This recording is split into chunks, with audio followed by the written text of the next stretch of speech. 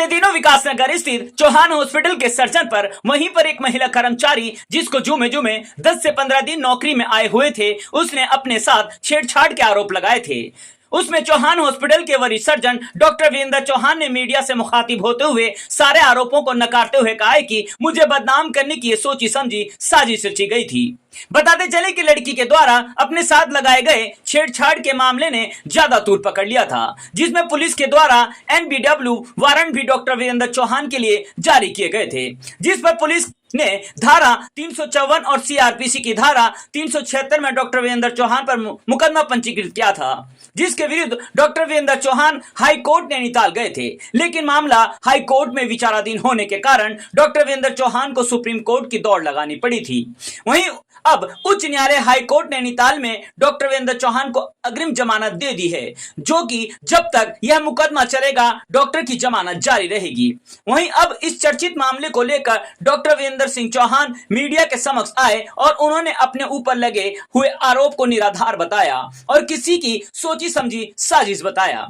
वहीं उन्होंने कहा है कि कई लोग अपनी राजनीति चमकाने के लिए उन्हें टारगेट बना रहे हैं। उन्होंने यह भी कहा है कि यह एक षड्यंत्र था और उन्होंने आरोप लगाने वाली लड़की के साथ कोई गलत कार्य नहीं किया, जिसकी उनके पास CCTV फुटेज है, जिसको उन्होंने उच्च न्यायालय में पेश भी किया है, जिसके आधार पर उन्हें अग्रिम जमानत मिली है। डॉक्टर वीरेंद्र चौहान ने कहा है कि लड़की उनके यहाँ क्लिनिक पर कार्य करने के लिए कुछ ही दिन पूर्व आई थी और उनसे कुछ पैसे उधार मांग रही थी, जिसको उन्होंने नहीं दिया तो लड़की ने यह साजिश उन्हें फंसाने के लिए रच डाली।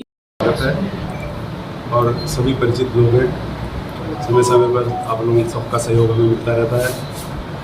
पिछले कई दिनों से मेरे खिलाफ एक साजिश के तहत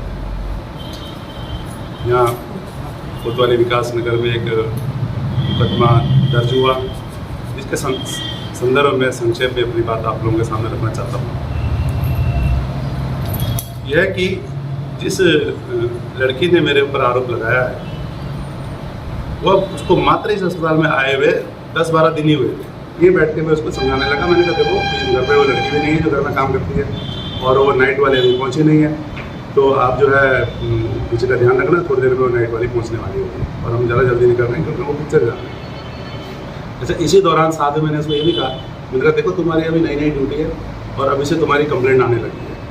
तो क्या सर क्या कंप्लेंट? तो उसका चेहरा थोड़ा फीका से पड़ गया। मैंने क्या कंप्लेंट? मैंने कहा देखो हमको पता चला है कि कोई लड़का रात को मिलने तुम्हें आता है हॉस्पिटल में और ये अच्छी बात नहीं है और तुम बीच बीच में गायब रहती हो, ऐसी मेरे को सूचना मिली है। तो ये तो नहीं चलने वाला, ये तो बड़ा जिम्मेदारी का काम है हॉस्पिटल का। तो बस ऐसी से बातें हुई। क्या सर अभी भी मेरा पेट में दर्द ठीक नहीं हुआ, तो एक बार और देख लीजिए। मैंने कहा देखो तुम ऐसा करो कि पुराने कागज़ लाओ, किस चीज़ का ऑपरेशन हुआ है और कब हुआ है, कहाँ हुआ है, तब हम आगे की जांच भी कर लेंगे। और घर गए, घर में हमने खाना वगैरह खाया और खाना खा के हम लोग जो है पिक्चर में चले गए। तो फिर पता चला कि यहाँ पर उसने लड़की ने फ़ोन करा, सर ये स्टाफ की लड़की ने फ़ोन करा, सर ये मैडम के पास फ़ोन करा कि सर ये तो आपके ऊपर आरोप लगा रही है। कभी क्या आरोप लगा रही है? तो कह रहे नहीं कि देखो तो छुड़ानी हुई है। और वापस आके हम सीधे नीचे ड्यूटी रूम के कमरे में गए और उसको बताया। मैंने कहा तुमने खुद ही कहा कि मेरे पेट में दर्द हो रहा है, तुम्हारा चेकअप किया। उस समय ये सीनियर जो सिस्टर तेरे साथ खड़ी है, भी तेरे साथ में मौजूद थी, तुम्हारा पेट दबा के ही तो देखा है। और उसी से संबंधित हमने तुम्हारे से सवाल किए। जो गांव बड़वाला है वहाँ के लोगों को कुछ को हम जानते थे, तो हमने वहाँ उनको फ़ोन करा कि भाई तुम्हारे गाँव की लड़की और यहाँ कोई लड़के वगैरह लेके आ रही है, थोड़े दिन को अभी ड्यूटी ज्वाइन करे हुआ है इसको। तो वो 15-20 मिनट में वो लोग जो है वहाँ से यहाँ उसको समझाया कि भाई देखो सबसे पहले तो ये बताया, जब तेरे पेट में दर्द था तो सर के पास एग्जामिन करने क्यों, चेकअप कराने क्यों गई? तूने अपनी सीनियर नर्स को क्यों नहीं बताई परेशानी कि मेरे पेट में दर्द है? और दूसरी बात, सीनियर नर्स क्या करती, या तेरे को कुछ समझ नहीं है कि जब मैं लेडी डॉक्टर पहले से अस्पताल में है तो पहले तो मैडम को दिखा, मैडम को कोई बात समझ नहीं आएगी तो सर से सलाह दे सकते हैं, तुम सीधे कैसे चलेगी सर के पास? तो फिर वो चुप हो गए एकदम से।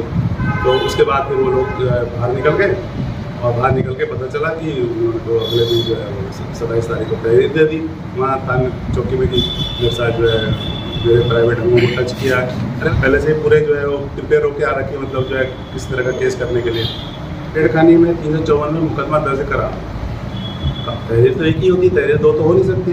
354 में मुकदमा दर्ज करा तो उसमें जो है गांव की लेडीज औरतें वगैरह इकट्ठी करके उसको जो है दबाव डाल के तीसरे दिन जो है उसको जो है 376 में डाल रहे हो आप उसको।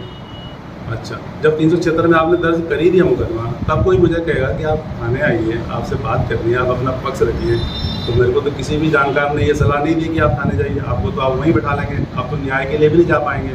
तो कहने का मतलब ये है कि क्या न्यायालय में जाना क्या फरार माना जाता है? क्या अधिकार नहीं किसी व्यक्ति को अपनी रक्षा करने के लिए? अरे तो अपने ढंग से ढूंढते ही है कि भाई कहाँ गया है, या क्योंकि या तो केस रजिस्टर्ड था और ऊपर से पूरा मार्केट में या गांव के लोग, आपके रिश्तेदार, महिलाएं वगैरह आके पूरा धमाल मचा रहे थे, सामने आके बैठ रहे, धरना दे रहे, मार्केट में घूम रहे, पुलिस वालों पे डिस्कस कर रहे, जैसे कि वीडियो वगैरह में दिखता है।